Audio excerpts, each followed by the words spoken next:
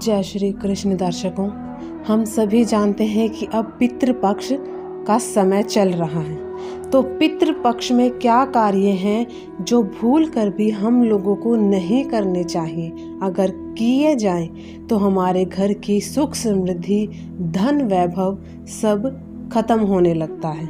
तो ये बातें आप ज़रूर ध्यान में रखिएगा। पितृपक्ष को हम श्राद्ध पक्ष के नाम से भी जानते हैं।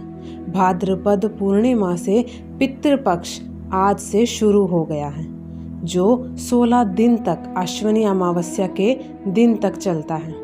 इस साल पितृपक्ष की शुरुआत 29 सितंबर शुक्रवार से हुई है और इसका समापन 14 अक्टूबर को होगा। पितृपक्ष की अवधि में पूर्वजों के निमित्त पिंडदान, तर्पण और श्राद्ध कर्म किए जाते हैं। मान्यता है कि ऐसा करने से पितरों की आत्मा को शांति मिलती है, वो प्रसन्न होते हैं और अपने परिवार को सुख समृद्धि का आशीर्वाद देते हैं। पितरों के प्रसन्न होने से वंशजों का भी कल्याण होता है।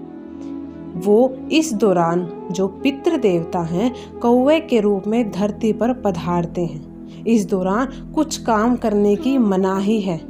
तो चलिए जानते हैं कि पितृपक्ष में ऐसे कौन से कार्य हैं जो वर्जित हैं। सबसे पहले दर्शकों, पितृपक्ष में भूमि भवन नहीं खरीदना चाहिए। यदि आप पितृपक्ष में भूमि या भवन खरीदते हैं तो उसमें भूत प्रेत का वास होता है। पितृपक्ष में जो भी नई वस्तु आप खरीदते हैं उनसे आप सुख की प्राप्ति कभी भी नहीं कर सकते। इसीलिए इन दिनों में नई वस्तु को नहीं खरीदना चाहिए। दूसरा है, बाल और नाखून नहीं काटने चाहिए। पितृपक्ष में श्राद्ध कर्म करने वाले व्यक्ति को पूरे 15 दिनों तक बाल और नाखून नहीं कटवाने चाहिए। साथ ही इस दौरान ब्रह्मचर्य का भी पालन जरूर करना चाहिए। तीसरा है, नया वस्त्र नहीं खरीदना चाहिए, ना ही पहनना चाहिए। इस दौरान पितरों को नया वस्त्र दान किया जाता है, जिससे वो प्रसन्न होते हैं। अगर आप पितृपक्ष में नया वस्त्र खरीदते हैं तो इसे अशुभ माना जाता है और पितृ देवता हमारे नाराज हो जाते हैं। इसके बाद पितृपक्ष के दौरान लोहे का सामान भी नहीं खरीदना चाहिए। इससे घर में सकारात्मक ऊर्जा की कमी आएगी और जो नकारात्मक ऊर्जा है वो बढ़ती चली जाएगी, जिससे परिवार में कलह कलेश बढ़ता रहेगा। साथ ही इन दिनों में प्याज और लहसुन भी बिल्कुल भी ना खाएं।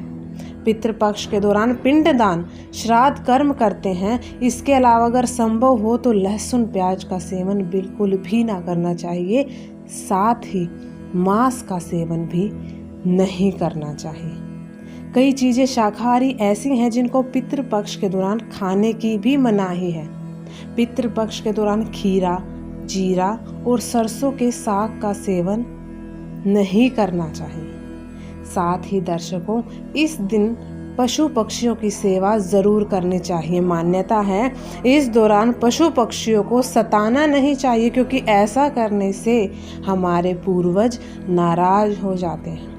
ऐसे में पितृपक्ष के दौरान पशु पक्षियों की सिर्फ और सिर्फ हमें सेवा ही करनी चाहिए। एक बात का विशेष ध्यान रखिएगा कि पितृपक्ष पूर्वजों को समर्पित होता है, इसलिए इस दौरान किसी भी तरह का मांगलिक कार्य नहीं करना है।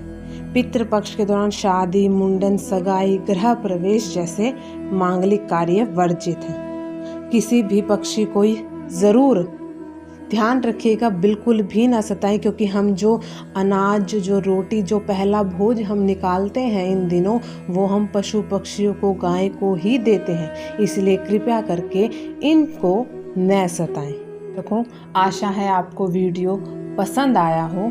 इसी के साथ जय श्री कृष्ण। अगर चैनल पर नए हैं तो लाइक, शेयर व सब्सक्राइब ज़रूर करें। आप सभी का कोटि कोटि धन्यवाद।